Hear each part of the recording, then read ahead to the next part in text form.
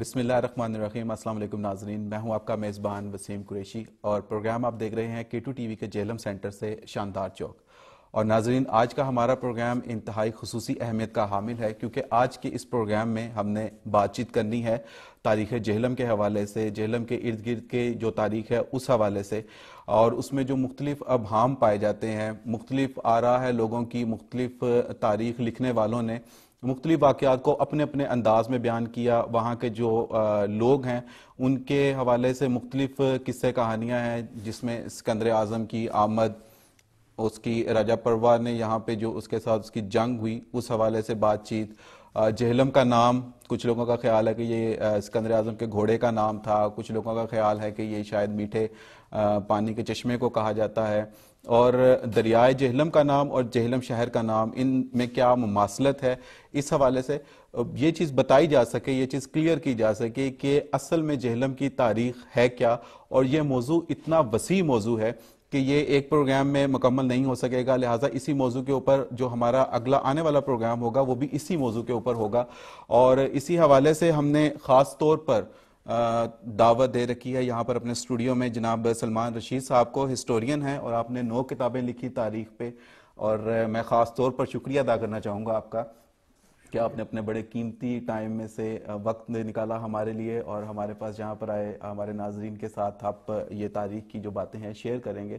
اور یہ بتانا اس لیے بھی ضروری ہے کہ جو ابہام ہے اس کو ختم کیا جا سکے، اسپیشلی نئی آنے والی جو ہماری نئی جنریشن ہے اس کو پتہ چل سکے کہ ہم لوگ کون ہیں، یہ علاقہ کیسے آباد ہوا، کہاں سے آئے، اور کلچر کیا ہے ہمارا۔ اور میرا ساتھ دیں گے جناب بلال اظہر کیانی صاحب، جو کہ ہمارے K2 T V Jhelum centre کے اسٹیشن مینیجر بھی ہیں، اور خاص طور پر آپ کو بھی بڑی دلچسپی ہے تاریخ سے۔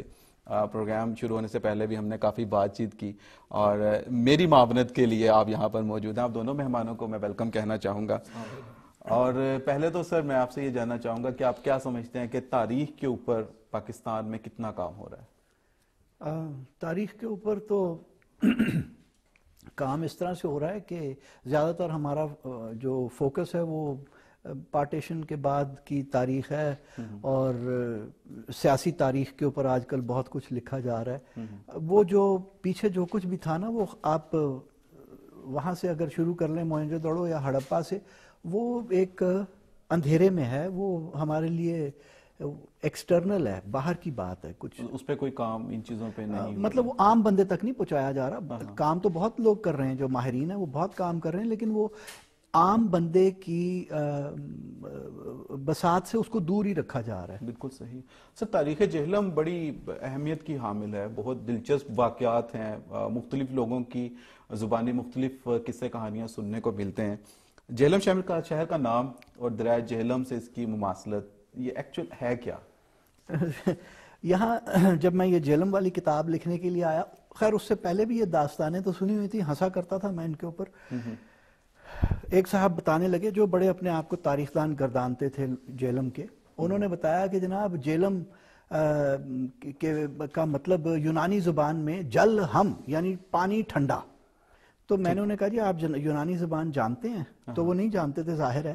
اب وہ سنی سنائی کہیں سے ایجاد کردہ ایک بات تھی، جل تو سنسکرت میں پانی کو کہتے ہیں، کچھ اس میں تو نہیں ہے، کوئی اس کا تعلق نہیں تھا۔ پھر ایک اور جگہ سے داستان پتہ چلی کہ جی الیگزینڈر کے گھوڑے کا نام جہلم تھا۔ اچھا، یہ بھی بڑی اہم فہم بات ہے جو بتائی جاتی ہے کہ ایسا ہی ہے۔ گھوڑے کے نام پہ میں آتا ہوں ذرا سا۔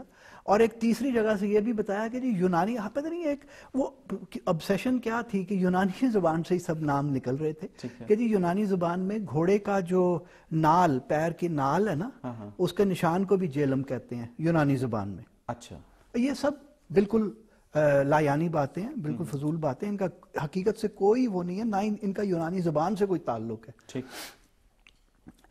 تو کیونکہ گھوڑے کا، الیگزینڈر کے گھوڑے کا نام تھا بیوکیفلس، اور اس کا یہاں کوئی وہ نہیں بنتا، مماثلت نہیں، کسی طرح سے بھی آپ جوڑ نہیں سکتے۔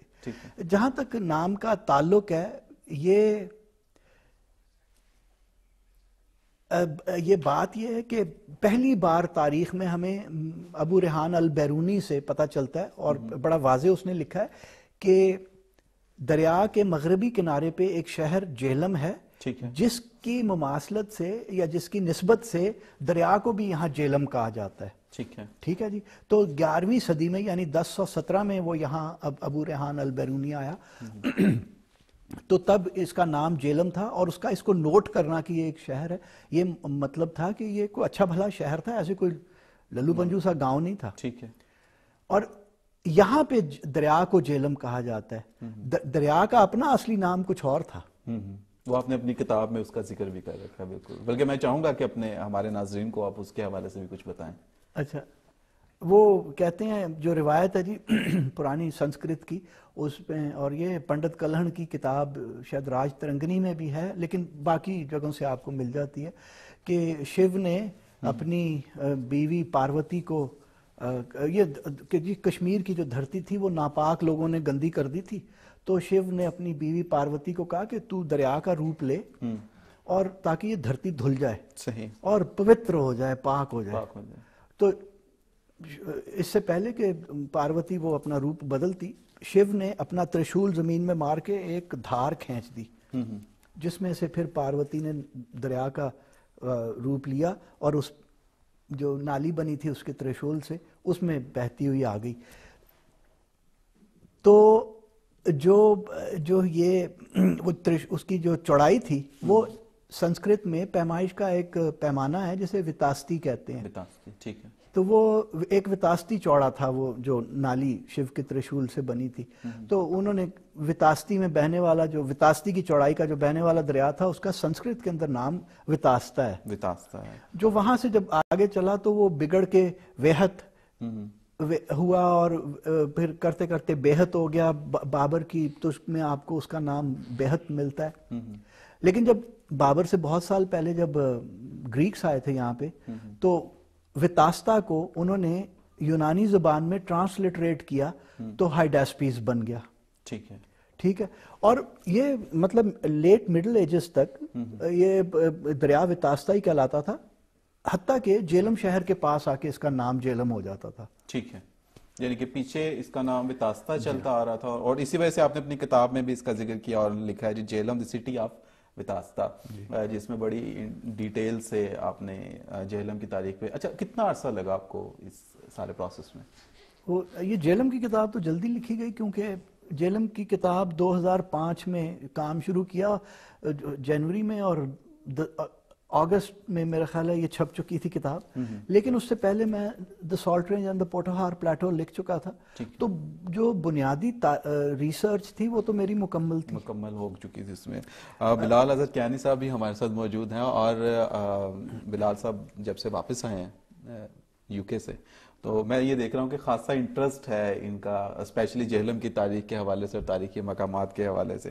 اور آج کا پروگرام ارینج کروانے میں بھی بلال صاحب کی جو اپنی ذاتی کاوش ہے اس کو مطلب کسی طور پہ بھی آپ چھوڑ نہیں سکتے اس بات کو کہ ان کی بڑی محنت ہے. اور سلمان رشید صاحب کو بلکہ دعوت بھی آپ نے اسپیشلی دی ہے. بالکل جی، ہم بہت شکر گزار ہیں سلمان صاحب کے کہ وہ آئے، اور میری امید ہے کہ اس پروگرام اور اگلا پروگرام جو انشاءاللہ آنے والے ہفتے کو ہوگا اس میں ناظرین کو کافی چیزیں ایسی جو متس ہیں جو لوگوں کے دماغ میں جو کہانیاں سنائے گی اس کی جانچ پڑتال ہوگی، اور انشاءاللہ امید ہے کہ اس علاقے کے لوگوں کو اپنی پہچان کا تھوڑا سا آئیڈینٹی تھوڑی زیادہ واضح ہو جائے گی. سلمان صاحب، شہر جیلم کی تاریخ کب سے ہے کیا؟ جیسا میں نے پہلے کہا جی کہ یہ البیرونی سے پہلے جیلم کا نام میری اس میں تو میں نے کبھی پڑھا نہیں جی. لیکن چونکہ جیلم ایک بڑی اہم گزرگاہ کے اوپر تھا، دیکھیے جو یہ ہماری جسے گرینڈ ٹرنک روڈ کہتے ہیں نا، ہم نے تو شیر شاہ سے منسوب کر دی ہے، یہ دراصل میں تو بہت پہلے سے ہے. کیونکہ چندر گپت موریہ 320 قبل مسیح کے اندر بھی چندر گپت موریہ کی حکومت کے اندر ایک سڑکیں بنانے والا باقاعدہ محکمہ تھا جس کے اندر اوورسیئرز اور سپروائزرز اور کیا کچھ ہوتے تھے. اور یہ ہمیں ایک یونانی سفارتکار سے اس بات کا پتہ چلتا ہے، میگاستھنیز سے. وہ کہتا ہے اس سڑک کا نام اس نے رائل روڈ اپنی کتاب میں لکھا ہے، جو کہ راج پاتھ کہلاتی ہے یہاں پہ سنسکرت کی کتابوں کے اندر. تو وہاں سڑک بھی تھی، اس پہ پیڑ بھی لگائے جاتے تھے، اس پہ کوس مینار بھی بنے ہوئے تھے، اس پہ مارکرز بھی تھے کہ جی یہ سڑک منڈی بہاؤدین کو جا رہی ہے، یہ فلاں جگہ جا رہی ہے، جو بھی نام تھے اس وقت. لیکن وہ سارا کچھ اس پہ تھا. تو اس سڑک کے جب یہ دریا چناب کو پار کرتی تھی تو اس کی 2 شاخیں ہو جاتی تھیں.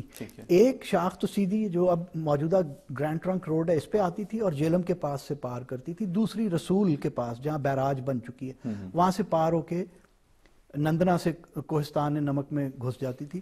یہ والی جو ہے اسی رستے سے جا کے سہاوا کے پاس سے اندر کی طرف ایونچولی آخر کار راولپنڈی پہنچتی تھی یا ٹیکسلا. تو یہ اس اہم گزرگاہ کے اوپر تھا اور یہاں پہ بڑی ایک مصروف وہ پتن تھا کشتیوں کا. تو اور چونکہ گزرگاہ تھی تو یہاں تجارت بھی ہوتی ہوگی جس کی وجہ سے یہ یعنی البیرونی نے بھی اس شہر کو نوٹ کیا. اس نے لکھا تو نہیں کہ تجارت وغیرہ کے بارے میں لیکن نوٹ کیا تو اس کا مطلب ہے کہ یہ اہم تھا. ٹھیک ہے بالکل ٹھیک ہے. اور اوپر سے پانی کے بالکل نزدیک پانی کے کنارے پہ اور ظاہر سی بات ہے کہ اس میں تجارت میں اور لوگوں کے رہنے کے حوالے سے بھی یہ چیز کہی جاتی ہے کہ اس وقت زیادہ تر شہر بلکہ اس وقت کیا آج بھی زیادہ تر شہر سمندروں اور پانی کے جہاں پہ ذخائر ہیں وہاں پر موجود رہتے تھے.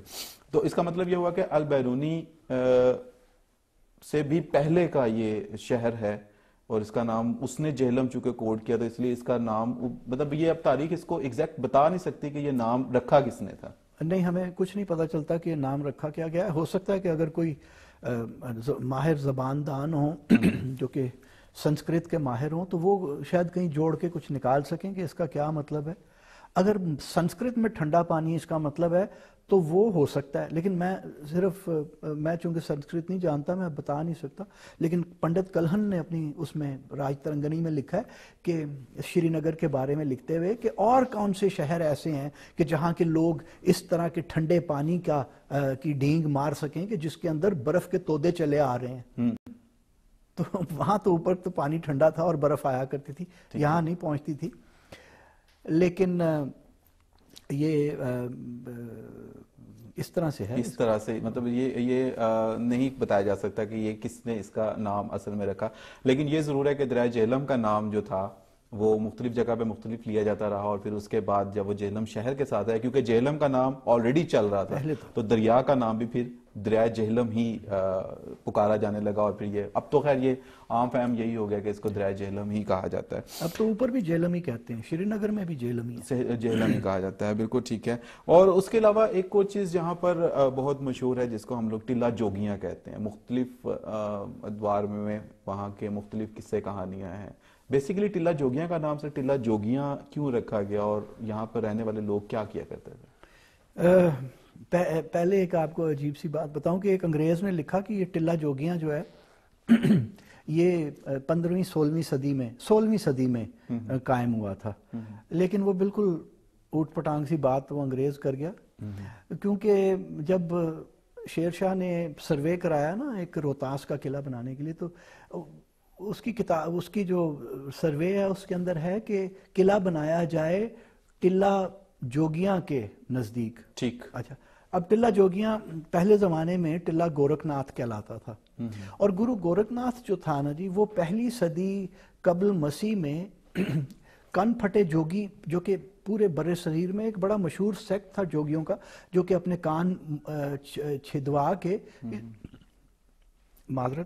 کان چھدوا کے اس میں لکڑی کے بالے پہنا کرتے تھے. اچھا. ہاں جو کہ رانجھا بھی کن پھٹا جوگی ادھر ہی آ کے بنا تھا. تو وہ گرو گورکھ ناتھ نے اس سیکٹ کا یا اس مذہب تو نہیں ہے سیکٹ ہے اس کی بنیاد رکھی تھی اور وہ 1 صدی قبل مسیح ہے ان کا دور. تو قائم تو یہ تب ہو گیا تھا اور اس کے بارے میں عام فہم یہ جانا جاتا تھا کہ یہ ایک بہت ہی قدیم درسگاہ ہے اور خانقاہ ہے جہاں پہ کہ کن پھٹے جوگی آ کے اپنی تعلیم حاصل کرتے ہیں اور وہ بنتے رہے. تو پھر جی اس میں سلمان صاحب یہ بھی میں نے کہیں پڑھا تھا کہ اکبر اور مغل اعظم کے جو حکمران تھے انہوں نے بھی آ کے یہاں پہ قیام کیا اور ذکر کیا اپنے جب انہوں نے سفر میں. تو اس کے بارے میں آپ کچھ اور بتا سکتے ہیں ہمیں؟ اکبر آیا جی اور ابو الفضل نے اکبر کا ڈائریسٹ تھا ابو الفضل اس نے آ کے یہاں کی قدامت کے اوپر بڑی مطلب ہے متاثر کن اس نے وہ تھوڑی سی جو اس کی عبارت ہے کہ جی یہ تو بہت ہی قدیم جگہ ہے اور اس کے 2 نام ہیں. ٹلہ گورکھناتھ کے علاوہ اس نے ٹلہ بالناتھ بھی اسے کہا ہے، اور وہ مجھے پڑتا ہے شک کہ بالناتھ کسی زمانے میں کوئی اور ایک گرو گزرا ہوگا بانی کے بعد. تو اس نے کہا کہ جی بڑی پرانی ہے، اور یہاں کے لوگ جو ہیں وہ بڑی محنت کرتے ہیں اپنے آپ کو سخت کوشی کا عادی بنانے کے لیے، تو تب ان کا وہ نروان انہیں حاصل ہوتا ہے. بالکل صحیح. اچھا یہاں پر ایک معذرت، اس کے بعد جہانگیر بھی یہاں پہ آیا. اچھا ہاں جی، دونوں باپ بیٹا اپنے اپنے وقتوں میں یہاں ٹلہ جوگیاں کی سیر کر کے گئے، یعنی شہرت تھی تو وہ یہاں پہ آئے. ٹھیک ہے، مطلب خوبصورتی کی وجہ سے یا کوئی بڑی شکار گاہ تھی، کس وجہ سے آئے؟ شکار گاہ دراصل ٹلہ جوگیاں نہیں تھا، وہ اور تھیں شکار گاہیں، لیکن یہ ایک درس گاہ کے طور پہ ایک مذہبی جسے کیا کہتے ہیں جی سینٹر کے طور پہ مشہور تھا اس وقت. کیونکہ لوگوں کا یہ بھی کہنا ہے کہ وہ شاید شکار کھیلنے آیا کرتے تھے یہاں پر اس علاقہ میں. نہیں، ٹلہ جوگیاں میں شکار نہیں، وہ آگے چل کے اس کے اوپر بات کر لیں گے شکار کے اوپر. یہاں نہیں تھا شکار. بالکل صحیح ہے. اور ٹلہ جوگیاں کو پھر تباہ کیسے کیا گیا، اس کی بھی ایک مختلف اس کے پیچھے بھی کہانیاں ہیں، مطلب جس میں ہم نے یہ بھی سنا کہ احمد شاہ ابدالی جب آئے انہوں نے ٹلہ جوگیاں میں پھر آگ لگائی، پھر ان جوگیوں کا کیا ہوا، اس علاقے کا کیا ہوا؟ وہ 1758 میں احمد شاہ ابدالی نے آ کے آگ لگائی، ٹلہ جوگیاں کو کافی تباہ کر دیا. جوگی ظاہر ہے جنگل تو پورا تھا، وہ پہاڑی پوری جنگل ہے. اب بھی جوگی بیچارے بھاگ بھاگ گئے ہوں گے، چھپ گئے ہوں گے. اگر اب آج آپ جا کے ٹلہ جوگیاں کے کھنڈرات دیکھیں نا، تو وہ آپ کو جو اوپر والی سطح پہ جو آپ کو عمارتیں نظر آتی ہیں جو کھڑی ہیں، ان کے نیچے سے بھی عمارتیں واضح ہیں. اچھا، آپ کو ڈاٹھیں بھی نظر آ رہی ہیں، لنٹلز بھی نظر آ رہے ہیں. تو وہ ہیں جو ابدالی نے آ کے جلا دی تھی. جب وہ گیا تو وہ جوگی پھر آ گئے ہوں گے، کیونکہ جی یہ ہم بغلیں بجاتے ہیں یہ کہ جی ہندو مار دیے یا مسلمان مار دیے، یا وہ مذہب کبھی نہیں مرا کرتے. صحیح. تو یا جو یقین ہوتا ہے وہ لوگ واپس آ گئے، انہوں نے پھر اس کو قائم کر لیا، اور وہ پھر ہمیں پتہ چلتا ہے کہ وہ اسی طرح سے چل پڑا. بالکل صحیح ہے. اچھا یہ ایک چیز اور بھی تھی اس میں سے میں جاننا چاہ رہا تھا کہ جلال پور شریف کی بھی ایک بہت تاریخ ہے، ایک بڑا تاریخی علاقہ ہے، جہلم کے ساتھ ہی ہے. اس کے ساتھ ہمارا پنڈ دادر خان، جس کے بارے میں مختلف چیز ہم نے سنی ہے کہ شاید وہ سب ڈویژن تھا، پھر وہ اس کو ڈسٹرکٹ کر دیا، پھر اس کو تحصیل کر دیا. اس کی بھی ایک اپنی کہانی ہے.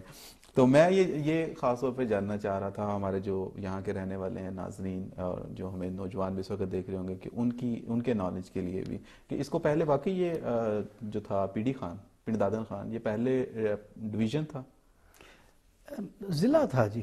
اچھا.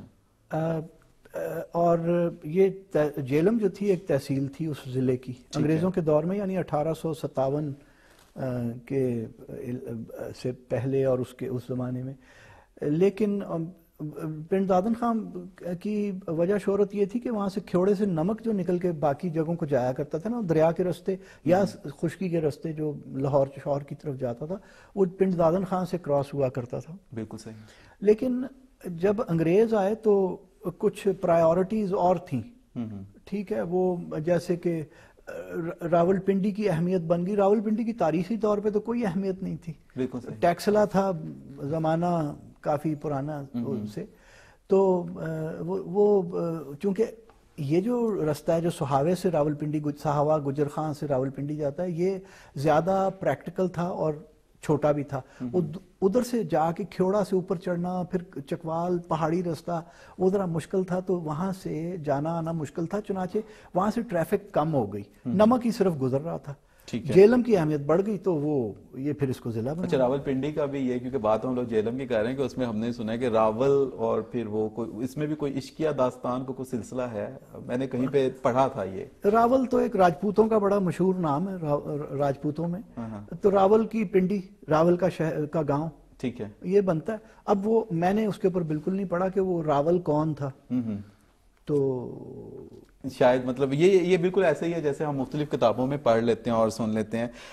سکندر کا جیلم کے ساتھ ایک سکندر اعظم کا مطلب بڑا ایک تعلق گردانا جاتا ہے اور بڑی بات چیت ہوتی ہے اور تاریخ میں بڑی ایک اہم چیز اس کو سمجھا جاتا ہے. سکندر کا اصل میں تعلق کیا تھا جیلم کے ساتھ؟ سکندر کا جیلم سے کوئی تعلق نہیں تھا جی. ہم نے تو کتاب میں اور بندے جتنے سنتے ہیں سب سے یہی سنا, یہی پڑھا. ایک تو سکندر اس رستے سے آیا نہیں, سہاوے والے سے. ہاں, اس کی کشتیاں البتہ اس رستے سے ضرور آئی تھیں. کوئی ایک نامعلوم جرنیل لے کے آیا, مشہور جرنیلوں میں سے بھی کوئی جرنیل نہیں تھا جو اس رستے سے آیا ہو. الیگزینڈر خود جو تھا وہ جو آپ ٹیکسلا سے جب وہ چلا تو اڈیالہ, چکوال, چوا سیدن شاہ کے پاس سے اڈیالہ, چکوال اور جہاں ڈھوک ٹالیاں سے وہ بشارت آڑے سے وہ نیچے اترا نندنا سے, اور وہاں پہ آ کے اس نے اپنی فوج بانٹ دی. ایک کو اس نے ہرنپور کے نزدیک 2 ڈویژنز لگا دی, ایک ڈویژن, اور باقی فوج لے کے وہ ادھر بیٹھ گیا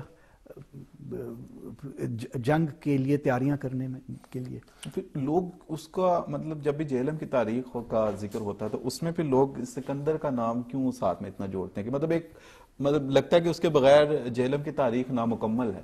بالکل ایسا محسوس جیسے کہ آپ آلریڈی مینشن کر سکیں کہ یہاں پہ کافی متس ہیں اس حوالے سے کہ اس کے گھوڑے کے نام پہ شہر کا نام ہے. پھر میں نے کہیں پہ ایک جگہ پہ یہ بھی پڑھا کہ جہاں پہ وہ سکندر نے فتح کر لیا اس علاقے کو اور اس نے جھنڈا لگایا تو اس جھنڈے کو جہلم بولتے تھے. ایسا بھی سنا ہے, ایسا بھی. اور یہ آپ کو آج یہاں پہ زحمت دینے کا بیسک مقصد بھی یہی ہے کہ یہ جو ابہام ان چیزوں میں ہے یہ کلیئر کیا جا سکے تاکہ ہمارے ناظرین کو, بلکہ جن لوگوں کو تاریخ سے شغف ہے, محبت رکھتے ہیں, تاریخ پڑھنا چاہتے ہیں, سننا چاہتے ہیں, ان کو وہ بھی یہ جانکاری لے سکیں کہ جہلم کی تاریخ اصل میں ہے کیا. تو یہ جھنڈے والا اور گھوڑے کا نام اور یہ ساری چیزیں. جی دیکھیے, شکر ہے بیچارہ سکندر آ گیا ادھر, ہم نے بڑا بھار ڈال دیا اس پہ. ہر چیز الیگزینڈر نے کی, ہر گاؤں میں وہ 6 مہینے وہ ساڈے پنڈ چ رہ کے گیا. اچھا, کنے تانوں دستا کہ 6 مہینے اتنے رہ کے گیا جی. ہاں, مطلب آپ شروع ہو جائیں ٹیکسلا سے کہ جی 6 مہینے یہاں رہا. بھون میں ایک صاحب نے مجھے کہا جی 6 مہینے وہ یہاں رہا. ہر جگہ یہ پھالیا والے کہتے ہیں الیگزینڈر 6 مہینے یہاں پہ رہا تھا. یہ داستانیں پتہ نہیں ان تک یہ کہ کون گیزٹ یہ انہیں سناتا رہتا ہے. سر وہ الیگزینڈر جو تھا وہ دریالہ جالب سے وہ نیچے اترا پہاڑ سے نندرا کے رستے, اور جنگ ونگ جو اس کی ہوئی وہ مونگ میں ہوئی, دریا کے پار. دریا اس نے جلال پور, جو آج جلال پور ہے گاؤں, وہاں سے اس نے دریا پار کیا. لیکن وہ ایسا ہے کہ وہ شکر ہے آ گیا بیچارہ یہاں, کیونکہ ہم نے اس کے اوپر کافی بھار ڈالا ہے کہ اس نے یہ کام کیے. 6 مہینے ہر گاؤں میں بھی یہاں رہا. حالانکہ بیچارے کی کیمپین, جو انڈین کیمپین جسے وہ کہتے ہیں, وہ صرف 2 سال کی تھی. اچھا, ہاں, تو کوئی ایسا اس کا کوئی تعلق نہیں ہے. اچھا, پھر وہ کہتے ہیں کہ جی اس کے گھوڑے کا نام کبھی جھنڈا بنا دیتے ہیں, کبھی ٹھنڈا پانی بنا دیتے ہیں, کبھی اس کے گھوڑے کا نام ہم جہلم رکھ دیتے ہیں. اس کے گھوڑے کا نام تھا بیوکیفلس. ٹھیک ہے. اور یہ وہی گھوڑا ہے بائی دا وے جو کہ جب یہ 8-9 سال کا تھا تو کسی سے سدھر نہیں رہا تھا, قابو میں نہیں آ رہا تھا, تو الیگزینڈر نے گھوڑے کا صرف منہ پھیرا اور وہ اپنا سایہ اسے نہیں نظر آ رہا تھا, تو یہ پلاکی مار کے اس پہ بیٹھ گیا. جس کے اوپر پھر فلپ نے, اس کے باپ نے اسے کہا کہ میرے بیٹے, میسیڈونیا تیرے لیے بہت چھوٹا ہے, تو اپنے لیے کوئی بڑی سلطنت ڈھونڈ. تو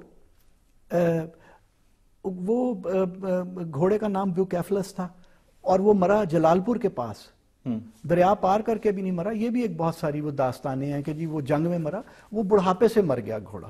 ٹھیک ہے. الیگزینڈر کے پاس جب وہ آیا تو وہ 3-4 سال کا تھا, اور اس وقت جب یہاں آ کے وہ مرا, دریا راجہ پوروا سے لڑائی کرنے کے سے پہلے ہی گھوڑا مر چکا تھا, واضح طور پہ لکھا ہوا ہے. اور الیگزینڈر نے جلال پور کے نزدیک اس کی قبر بھی بنوائی. لیکن اس سے پہلے کہ ہم وہاں جا کے پوجا پاٹ شروع کر دیں, جب الیگزینڈر واپس آیا تو ساون بھادوں کے سیلاب عروج پہ تھے.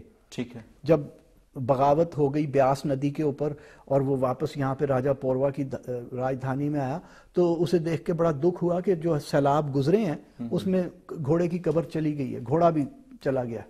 بالکل صحیح. اس میں سلمان صاحب آپ نے الیگزینڈر کے متعلق آپ ایکچوئل جو اس نے پار کیا تھا دریا, اس کی کہانی اور راجہ پوروا کے ساتھ جو جنگ تھی, اس کی کہانی آپ ذرا ہمیں تھوڑی ایکسپلین کر سکتے ہیں کہ اس کی مطلب کہ سننے میں آتا ہے کہ کافی قدیم قسم کی جنگ تھی جس میں راجہ پوروا کی الیگزینڈر کی کہانیوں میں ایک بڑی اسپیشل اور خصوصی جگہ بھی ہے. اور تو اس کے بارے میں بلال صاحب ایک چیز میں یہاں پہ کہنا چاہوں گا کہ ایک ہمارے یہاں پہ ہوا کرتا ہے جی کہ بریک لے لی جاتی ہے, تو ایک چھوٹی سی بریک لیتے ہیں اور بریک کے بعد بلال صاحب کا جو سوال ہے اس کو یہیں سے کنٹینیو کریں گے. سو ملیں گے اس بریک کے بعد.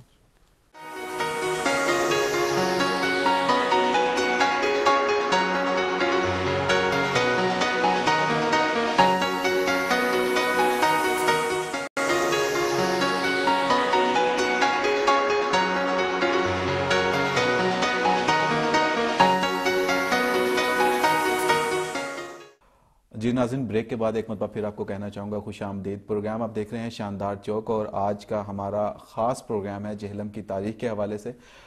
وقفے سے پہلے بلال صاحب نے ایک سوال چھوڑا تھا سلمان صاحب کے لیے کہ بالکل جی میں چاہوں گا کہ آپ ہی ریپیٹ کر دیں. بالکل جی, وہ اسی حوالے سے تھا سر کہ الیگزینڈر کی جو کراسنگ تھی جلال پور میں جو آپ کہہ رہے تھے ہوئی تھی, اس کی ایکچوئل کہانی کیا ہے, اس کراسنگ کی, ان کی جو جنگ ہوئی تھی راجہ پوروا کے ساتھ, اس کی کیا کہانی ہے, اگر آپ اس پہ ذرا ہمیں بتا سکیں تھوڑا سا. ایک تو یہ کہ جی الیگزینڈر کی جو پوری کیمپین ہے وہ 11-12 سال کی ہے.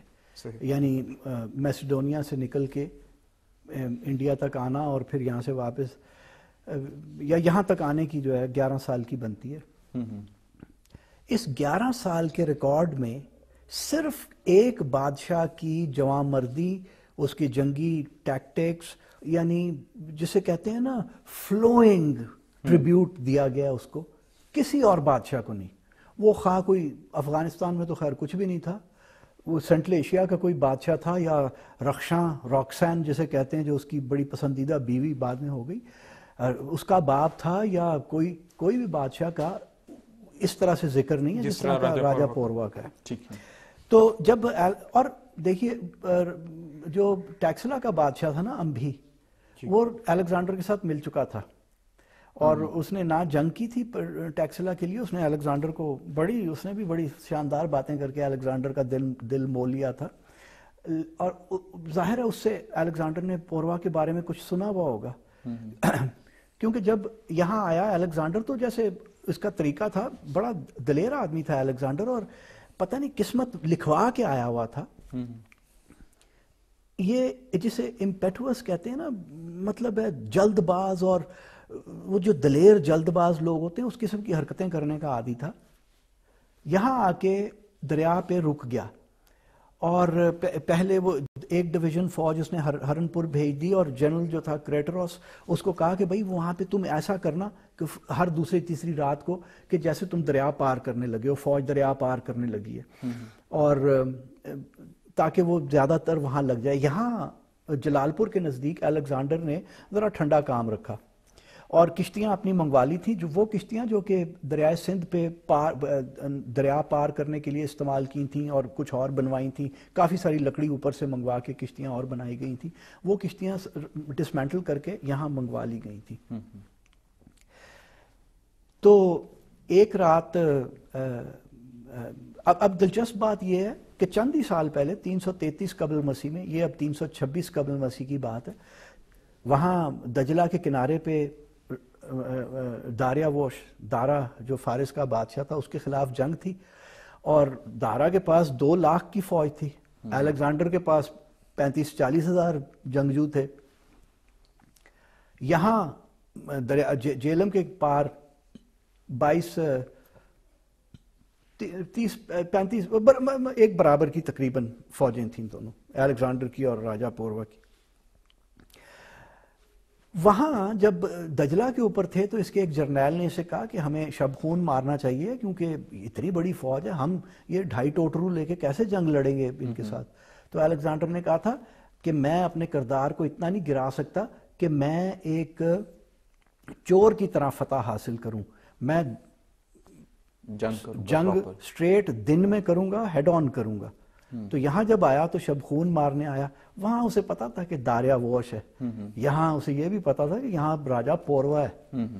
تو رات کو شبخون مارا گیا تھا، اور وہ پار جو کیا اس رات قسمت ایسی تھی کہ وہ ایک شدید طوفان بارش کا اور آندھی کا چلا، مئی کا مہینہ تھا 326 قبل مسیح میں، شروع مئی کا، اور اس شور میں وہ جو کشتیوں کو لا کے لگانا، یہ وہ پار جو فوج تھوڑی سی لگی ہوئی تھی اس کو پتہ نہ چلا، مین فوج یاد رہے کہ ہرنپور میں تھی. تو جب الیگزینڈر نے دریا پار کر لیا، اور اس میں تھوڑا سا جسے فلیپ کہتے ہیں فوج کی زبان میں، وہ فلیپ یہ ہوا کہ جب انہوں نے دریا پار کیا تو رستے میں ایک جزیرہ تھا چھوٹا سا دریا میں. یہ فوج جو لینڈنگ پارٹیز تھیں یہ سمجھیں کہ اب یہ پار کنارے پہ پہنچ گئے، تو انہوں نے اپنے سارے گھوڑے ووڑے اتار لیے اس جزیرے کے اوپر. پار ہوئے تو پتہ چلا کہ ابھی ایک چوڑا چینل اور ہے دریا کا آگے.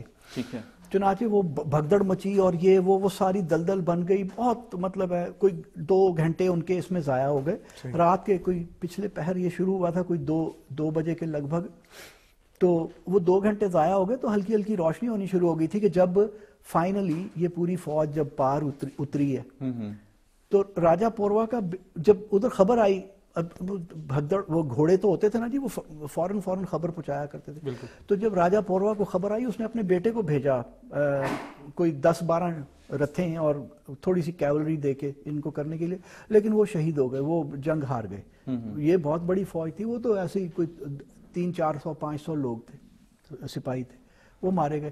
پھر راجہ پوروا اپنی فوج جو مین فوج تھی اس کو لے کے آیا، اور یہ جو منڈی بہاؤدین کا گاؤں مونگ ہے، اس کے باہر یہ جنگ ہوئی، اور بڑا گھمسان کا رن پڑا تھا. بالکل صحیح ہے. تو اس کا پھر جنگ کا نتیجہ کیا نکلا؟ جنگ کا نتیجہ یہ ہوا جی کہ آریان جو الیگزینڈر کا ہسٹورین ہے، جس نے الیگزینڈر سے 300 سال بعد ہسٹری اپنی لکھی، اس نے بڑی مطلب کچھ ڈیٹیل میں اس نے تفصیل سے اس نے بیان کیا ہے کہ کس طرح جنگ ہوئی، اور جو الیگزینڈر نے کس قسم کی اپنی حکمت عملی استعمال کی جس کی وجہ سے پنجابیوں کو شکست ہو گئی. اور اس نے یہ بھی لکھا کہ راجہ پوروا کی ہوا یہ کہ جی وہ انہوں نے ان کے ہاتھیوں کو مارنا شروع کر دیا، یونانیوں نے پنجابیوں کے جو ہاتھی تھے ان کو زخمی کرنا شروع کر دیا. تو وہ ہاتھی تکلیف کی وجہ سے پریشان ہو کے ادھر ادھر ہوئے اور انہوں نے اپنی فوج کو روند ڈالا. تو بقول آریان کے 22,000 پنجابی جو تھے وہ مارے گئے جنگ میں. اور وہ لکھتا ہے کہ جی حتیٰ کہ راجہ پوروا کی سارے یونٹس تتر بتر ہو گئے تھے، پوری فوج وہ ہو گئی تھی، اور مطلب اس کو وہ بار بار ریلی کر رہا تھا کہ جنگ جاری رکھی جائے. لیکن اس نے، اور یہ بڑی دلچسپ بات ہے، اس نے کہا کہ اس نے داریاووش کی طرح، شہنشاہ دارا کی طرح میدان نہیں چھوڑا. حتیٰ کہ اس کی ایک یونٹ یا تو مر چکی تھی یا میدان سے نکل گئی ہوئی تھی، اور یہ اپنے ہاتھی پہ بیٹھ کے متواتر تیر برساتا رہا یونانیوں پہ. صحیح. اور پھر وہ ہوا کہ ختم ہو گئی. تو جب فوج ہی نہیں رہی تو راجہ نے بھی اپنا وہ ہاتھی موڑا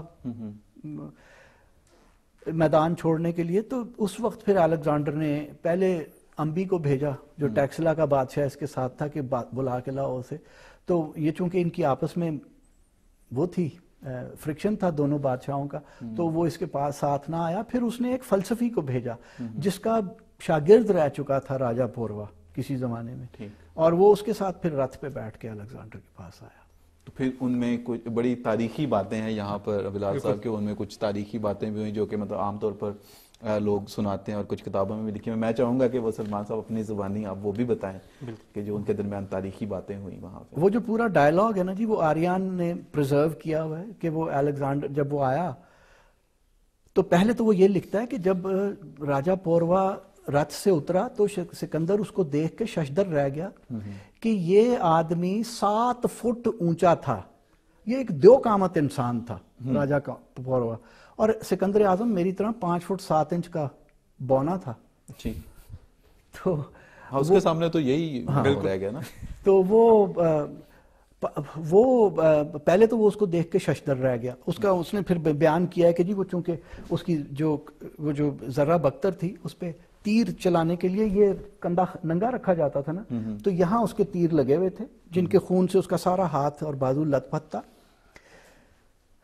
کہتا ہے کہ وہ جب آیا تو ان کا آپس میں جو وہ بات چیت ہوئی، اس میں الیگزینڈر اس کو دیکھ کے پوچھتا ہے کہ کیا سلوک کروں میں تمہارے ساتھ. تو اس نے کہا جیسا بادشاہ کے ساتھ، ایز اے کنگ آٹ، کہ جیسا ایک بادشاہ کو کرنا چاہیے. تو الیگزینڈر نے اسے پھر کہا کہ یہ تو تم نے میری طرف سے جواب دے دیا. اس نے کہا مجھے مزید کچھ کہنے کی ضرورت نہیں ہے، اس میں سب کچھ شامل ہے.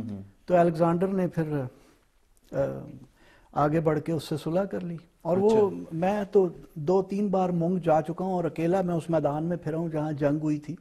میرے تو آنکھوں کے سامنے وہ سین چل چکا ہے. میں دیکھتا ہوں کہ وہ کیا ہوا تھا اور کس طرح الیگزینڈر نے پہلے اس کے ساتھ ہاتھ ملایا ہوگا اس کی وہ دیوقامت انسان کی آنکھوں کی طرف دیکھتے ہوئے.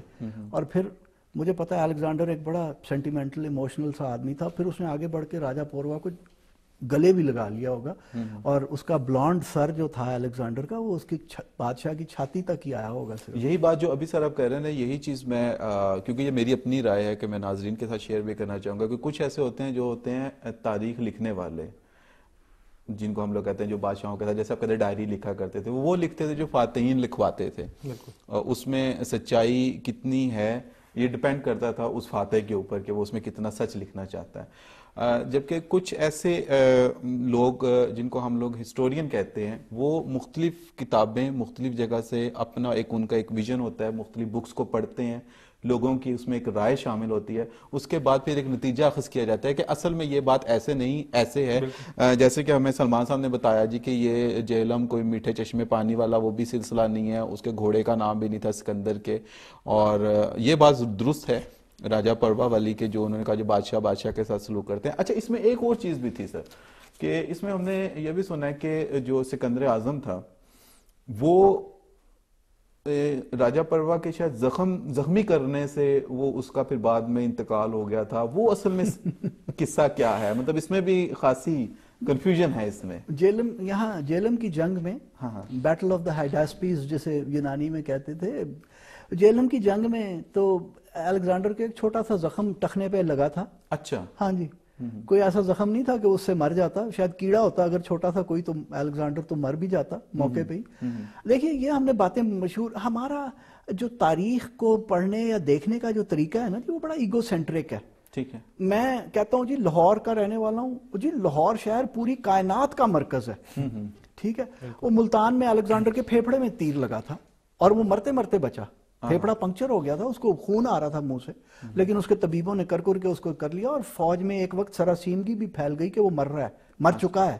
الیگزینڈر نے پھر ہاتھ ہلا کے بتایا کہ نہیں میں زندہ ہوں، پلنگ پہ اپنے میں پڑا ہوا تھا. تو یہ جنگ ہوئی 326 قبل مسیح میں جولائی میں. اکتوبر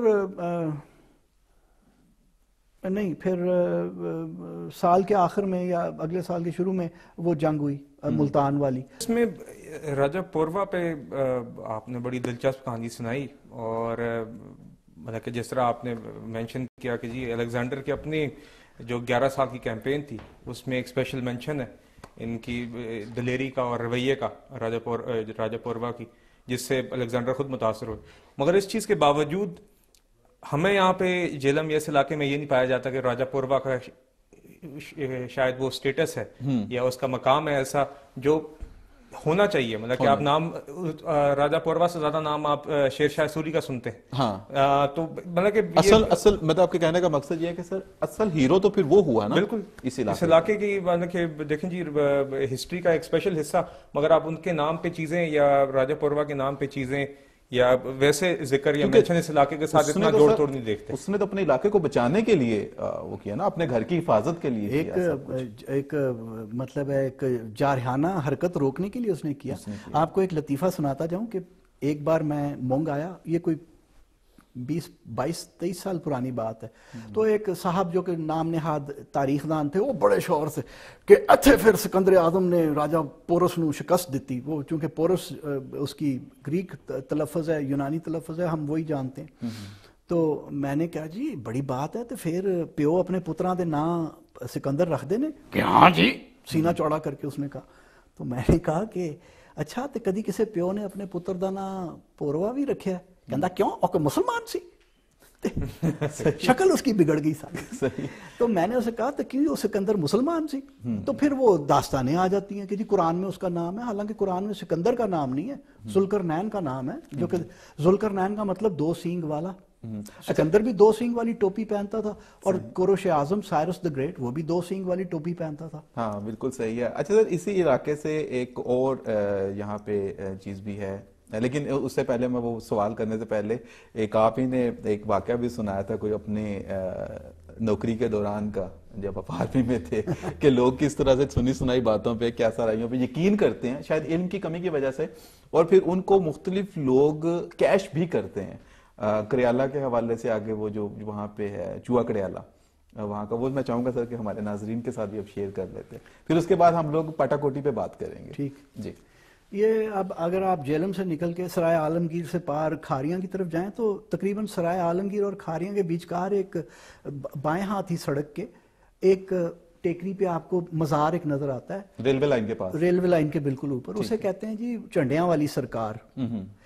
چوہا کڑیالہ اس طرف ہے گاؤں جو ہے، تو ریلوے اسٹیشن بھی ہے چوہا کڑیالہ ساتھ ہی۔ بلال صاحب یہ بڑی دلچسپ بات ہے، یہ سنیے گا جی۔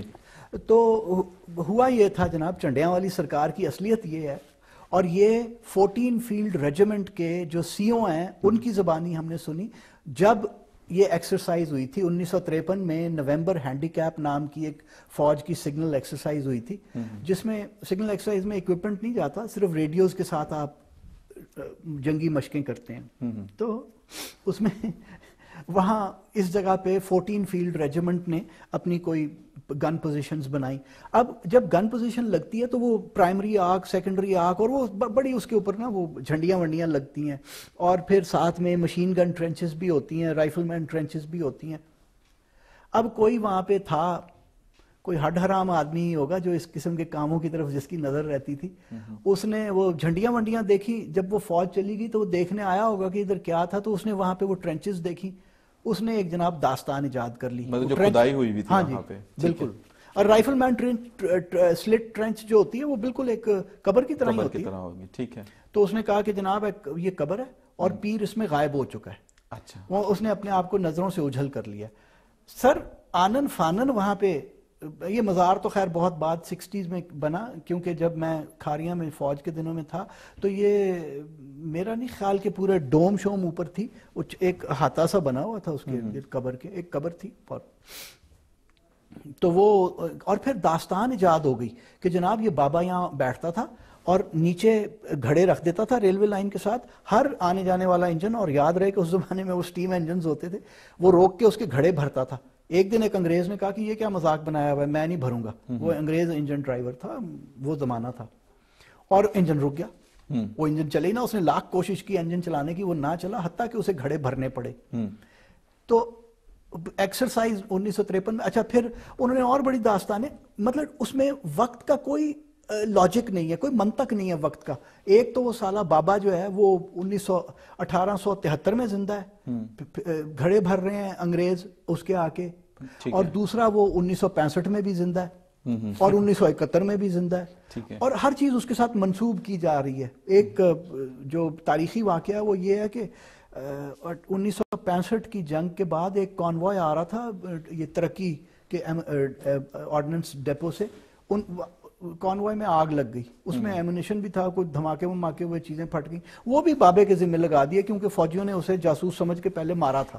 اس میں زبردست بات یہی ہے کہ کہنے کا مقصد سر یہی ہوا کہ جس طرح ہم نے پہلے بھی جیلم کے نام سے متعلق میچ کی بات کی، اور سر یہ بڑی دلچسپ قسم کی کہانی سنائی ہے، کہنے کا مقصد یہی ہے کہ ایسی چیزیں جو اتنی گزرے ہوئے عرصہ بھی نہیں ہوا، لوگوں نے کہانیاں بنائی ہیں، اور آج ان چیزوں کو ہم فیکٹ کی طرح اس میں بلال صاحب ہم نے مین چیز جو ایک اہم چیز ہے وہ یہ دیکھی، جیسے ہم نے بہت اچھا ایک پوائنٹ پہ بات کی کہ راجہ پروا چونکہ اصل میں تو ہیرو وہ تھا اس علاقے کا جس کی بادشاہت تھی، کہ اس کے اوپر کوئی چیز، اس کے اوپر کوئی بات نہیں ہوتی، پازیٹیو لیا ہی نہیں جاتا اس کو، بلکہ سکندر اعظم اور پھر اس طرح بعد میں شیر شاہ سوری اور پھر جو بھی اس طرح کے سلسلے چلتے رہے اس کے اوپر بات چیت ہوتی رہی۔ تو یہ بات وہی ہے کہ لوگ سنی سنائی اور جو قصہ کہنے والے لوگ ہوتے ہیں جو کہ کسی محفل میں بیٹھ کے کوئی بھی قصہ کہنا چاہتے ہیں اور یہ چاہتے ہیں کہ وہ بس دلچسپی کا مرکز بنے رہیں, اس میں جو سچ جو جھوٹ منہ میں آیا وہ انہوں نے کہہ دیا. تو یہ اس طرح کی من گھڑت کہانیاں ہیں. اصل میں حقائق کی طرف تبھی جایا جا سکتا ہے جب آپ ریسرچ کریں, اور میں تو یہ کہوں گا کہ جب سلمان رشید صاحب جیسے شخصیات کے پاس آپ بیٹھیں اور ان سے آپ سیکھیں تو آپ کو پتہ چلے گا. اچھا, ایک اور چیز بھی تھی, یہ اس کی راجہ پروا کی راجدھانی میں ہی ایک علاقہ تھا, پاٹا کوٹی غالباً اس طرح کا ہی نام ہے, اس کے بارے میں ہمیں کو مختصر سا ذرا ساتھ میں بتا دیجیے. اچھا سر, اس کا ہمیں کہیں کوئی وہ نہیں ملتا. پٹا کوٹھی یا پاٹا کوٹھی یہ نام آیا کیسے, یہ بھی کئی روایتوں میں ہی آ گیا. ٹھیک ہے جی. تو اور کوٹھی تو کوٹھی ہوتی ہے, پٹا کیا ہوتی ہے وہ میں نے پوچھنے کی کوشش کی ہے, کچھ سمجھ نہیں آیا. وہ کہتے ہیں وہاں پہ جو پتھر نکلتے تھے اینٹیں, ان پہ وہ 3 انگلیوں کے نشان تھے, وہ شاید ان کا کوئی. ہاں وہ تو دیکھیے, وہ جو پتھر بنانے والا یا اینٹ بنانے والا جو تھا نا, آوے کا جو مالک تھا, وہ اس کا سگنیچر تھا. یہ میں نے کئی جگہ پہ اینٹیں دیکھی. یہ اسرائیل عالمگیر کا جتنا ایریا ہے اس کے ساتھ آگے ایریا ہے یہاں پہ. ہاں جی. یہ دریا کے پار اس طرف جہاں راجہ پوروا کی راجدھانی تھی, وہاں ایک نہیں, وہاں تو ایک سیریز ہے کھنڈرات کی جن کو آج تک کسی نے انویسٹیگیٹ نہیں کیا, اور ان کو ان کی تحقیق کرنے کی شدید ضرورت ہے. انہی میں سے کوئی ایک راجہ پوروا کا وہ تھا, راجدھانی تھی, جہاں اس کا محل تھا, جہاں سے شاید کچھ یہ ثبوت کسی قسم کا مل سکے. کاغذ تو ظاہر ہے کوئی نہیں ملے گا, لیکن یہ کچھ سکہ کوئی آگے پیچھے کچھ ملے گا. کچھ لوگوں کا خیال ہے کہ وہ مونگ جو گاؤں ہے جس کے باہر یہ جنگ ہوئی تھی, وہ اس کی جگہ ہے. جہاں تک مجھے پتا ہے مونگ الیگزینڈر کے زمانے میں, راجہ پوروا کے زمانے میں آباد نہیں تھا, یا اگر تھا تو کوئی بالکل ایک چھوٹی سی غیر اہم سی آبادی ہوگی. کیونکہ مونگ جو ہے وہ جو سکوں کا, جو سیتھینز کا بادشاہ ماوس تھا, جس کو یہاں پہ موگا کہتے تھے, پنجابی میں اس کا نام بگاڑ دیا. ہم ہر ایک کا نام بگاڑنے کے بڑے وہ ہیں. تو راجہ موگا سے وہ مونگ بن گیا. اور میں نے یہ بھی سنا ہے, مجھے ایک صاحب نے یہ بھی بتایا تھا کہ مونگ کو اس لیے مونگ کہا جاتا ہے کہ الیگزینڈر کا راشن ختم ہو گیا تھا, تو 2 مہینے وہ جب یہاں رہا تو صرف مونگ کی دال کھایا کرتا تھا. بالکل ٹھیک ہے, بالکل ٹھیک ہے جی. اور اس سے بلال صاحب ایک اور چیز ہمیں یہ بھی پتہ چلی کہ وہ جیسے پاٹا کوٹی کے حوالے سے ہم لوگ بات کر رہے تھے کہ اس چیز کا تو پتہ ہی کوئی نہیں کسی کو, اور اس پہ کسی نے کام ہی نہیں کیا, جبکہ جہلم, سکندر اعظم اور راجہ پروا کی بات ہوتی ہے, اور جو اس کا علاقہ جس سائڈ پہ وہ تھا اس کی کوئی بات, اس تاریخ پہ کوئی بات ہی نہیں ہوئی. اور امید ہے کہ اگر کچھ ایسے لوگ جو جن کو دلچسپی ہوگی, اسرائیل عالمگیر کے ہمارے جو ناظرین ہیں ان کے لیے بھی یہ چیز بڑی اہم ہوگی کہ ان کا علاقہ بھی بڑا تاریخی اہمیت کا حامل ہے, اور اگر وہ چاہیں تو اس پہ ریسرچ کر سکتے ہیں. اور آج کے پروگرام میں تو صرف ہم لوگ یہی جان سکے کہ سکندر اعظم کیسے آیا, راجہ پروا نے اس کو کیسے روکا, جہلم, دریا جہلم کا نام جو ہے وہ شہر کے ساتھ اس کی مماثلت کیا ہے, اور اس کا نام کیسے پڑا گا. تھوڑی سی ٹلہ جوگیاں پہ بات ہوئی, لیکن یہ ایک طویل سبجیکٹ ہے. اور جیسا کہ ہم نے پروگرام کے شروع میں بتایا تھا کہ ہمارا آنے والا پروگرام جو ہے وہ بھی اسی موضوع کے اوپر ہوگا, تاریخ جہلم پہ ہوگا, جس پہ ہم لوگ قلعہ روہتاس, شیر شاہ سوری اور اس کے علاوہ برٹش دور جو گزرا اس کے اوپر ہم لوگ بات چیت کریں گے. جہلم کی ترقی اور تاریخ کے حوالے سے مزید بات چیت کریں گے. سو آج کے پروگرام میں تو بس اتنا ہی. آنے والے ہفتہ کو انشاءاللہ تعالیٰ دوبارہ آپ سے 6:30 پر اسی موضوع کے ساتھ, انہی مہمانوں کے ساتھ دوبارہ ملاقات ہوگی. تب تک اپنا, اپنے پیاروں کا بہت زیادہ خیال رکھیے گا. وسیم قریشی کو دیجیے اجازت. اللہ نگہبان.